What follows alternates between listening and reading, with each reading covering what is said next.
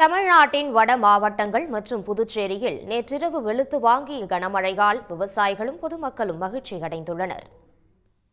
வங்க கடலோர பகுதிகளின் மேல் நிலவும் வளிமண்டல கீழடுக்கு சுழற்சி மற்றும் மேற்கு திசை காற்றின் வேக மாறுபாடு காரணமாக தமிழ்நாட்டில் பரவலாக மழை பெய்து வருகிறது. நேற்றிரவு செங்கல்பட்டு மாவட்டம் கல்பாக்கம், வெங்கம்பாக்கம், சட்ராஸ், புதுப்பட்டினம் பகுதிகளில் 1 மணி நேரம் இடியுடன் கூடிய கனமழை பெய்தது.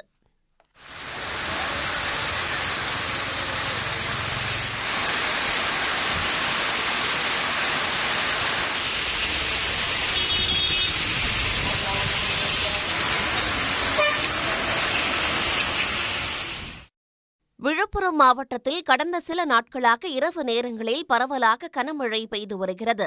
நேற்றிரவும் கோலியனூர், வளவனூர், முண்டியம்பாக்கம், பனையபுரம், விக்கிரவாண்டி, கானை உள்ளிட்ட பகுதிகளில் கனமழை பெய்தது. இந்த கனமழையால் விழுப்புரம் நகரின் தாழ்வான பகுதிகளில் மழைநீர் தேங்கியது.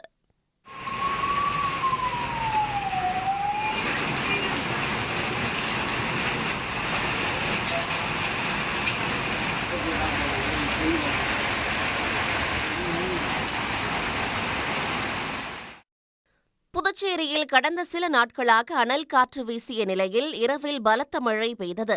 முத்தியால்பேட்டை, முதலியார்பேட்டை, ராஜ்பவன், லாஸ்பேட்டை உள்ளிட்ட பகுதிகளில் மழைநீர் சாலையில் பெருக்கெடுத்து ஓடியது.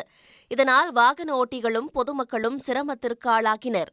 இதேபோல திருக்கனூர், வில்லியனூர், அரியாங்குப்பம், பாகூர், மண்ணாடிப்பட்டு உள்ளிட்ட பகுதிகளிலும் பலத்த காற்று மற்றும் இடியுடன் கூடிய கனமழை பெய்ததால் மழைநீர் சாலையில் பெருக்கெடுத்து ஓடியது.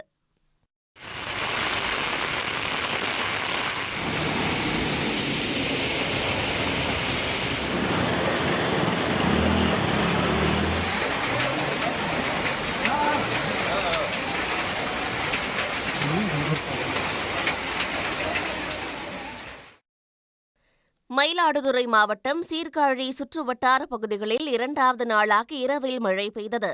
சீர்காழி, கொள்ளிடம், வைத்தீஸ்வரன் கோவில், பூம்புகார் உள்ளிட்ட பகுதிகளில் மிதமாக பெய்த மழையால் வெப்பம் தணிந்து குளிர்ச்சி நிலவுகிறது.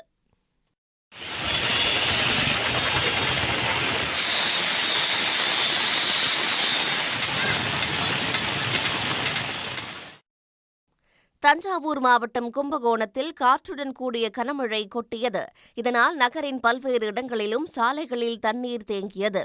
கும்பகோணம் மத்திய பேருந்து நிலையம் முழுவதும் மழைநீர் குளம் போல தேங்கியதுடன் அதில் கழிவுநீரும் கலந்ததால் பயணிகள் அவதிப்பட்டனர்.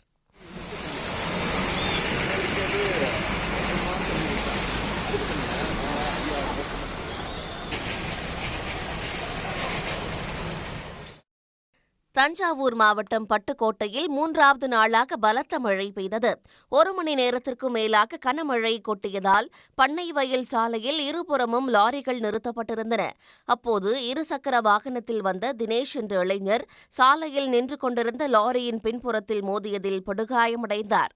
பண்ணை வயல் சாலையில் இருபுறமும் லாரிகள் நிறுத்தி வைக்கப்படுவதால் அடிக்கடி விபத்துகள் நடப்பதாக பொதுமக்கள் புகார் தெரிவித்துள்ளனர். சன் நியூஸ் வாட்ஸ்அப் சேனலை ஃபாலோ செய்யுங்கள். QR கோடை ஸ்கேன் செய்து சன் நியூஸோடு இணைந்திருங்கள்.